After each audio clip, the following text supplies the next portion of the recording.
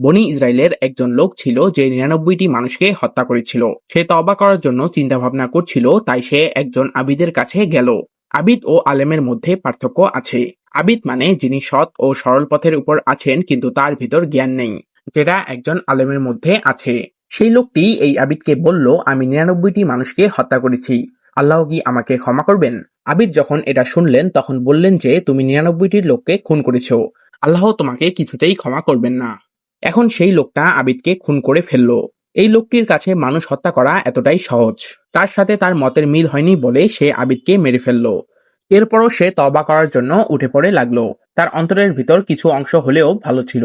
সুতরাং এই সময় সে খোঁজ করলো যে কাকে জিজ্ঞাসা করা যায়। সে জানতে পারলো এক আলেমের কথা। সে সেই আলেমের কাছে গেল এবং বলল, আমি ১০০টা মানুষকে হত্যা করেছি, আল্লাহ কি আমাকে ক্ষমা করবেন? কিন্তু এই আলেম তাকে বললেন, হ্যাঁ, তোমার আশা রয়েছে।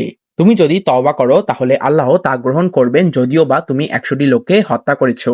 যদি আল্লাহ তোমার জন্য তওবার দরজা খুলে রাখেন তবে কে তোমাকে তা থেকে প্রতিরোধ করবে? কিন্তু আলেমের ফতোয়া এখানেই শেষ হয় না। তিনি আরো বলেন, তোমাকে এই শহর ছেড়ে অন্য জায়গায় চলে যেতে হবে। এটা হলো খারাপ একটা শহর, যেখানে এমন সব লোকেরা রয়েছে যারা আল্লাহর ইবাদত করে, ফলে তুমি তাদের সাথে ইবাদত করতে পারবে।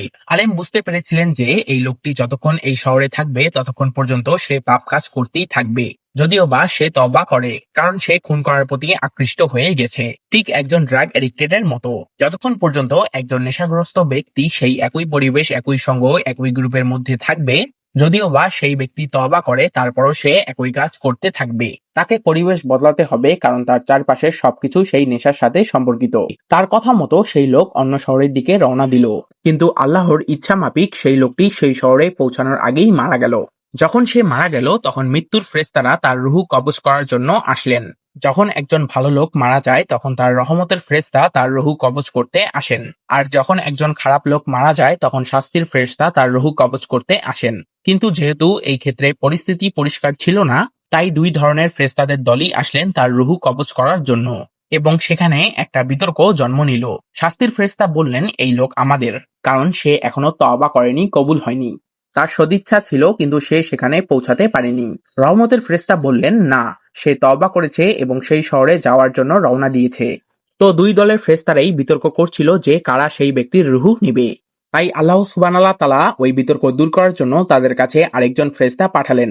তিনি তাদের বললেন, সে যেখানে মারা গিয়েছে সেখান থেকে উভয় শহরের দূরত্ব পরিমাপ করো। যদি তোমরা তাকে তার নিজের শহরের কাছে পাও তবে সে জাহান্নামী, আর যদি সে অন্য শহরের নিকটবর্তী হয় তবে সে জান্নাতি।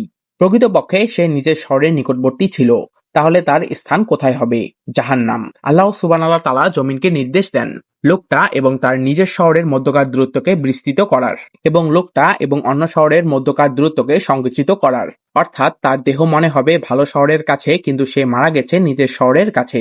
পরবর্তী সময়ে যখন ফেরেশতারা মাপতে আসলেন তখন তারা সেই ব্যক্তিকে ভালো শহরের নিকটবর্তী পেলেন, এবং আল্লাহ সুবহানাহু তাআলা তাকে ক্ষমা করলেন এবং তাকে জান্নাতবাসীও করলেন। আল্লাহ যদি চাইতেন তাহলে তিনি ওই ব্যক্তিকে ভালো শহরের নিকটে মৃত্যু দিতে পারতেন, কিন্তু তিনি তা করেননি।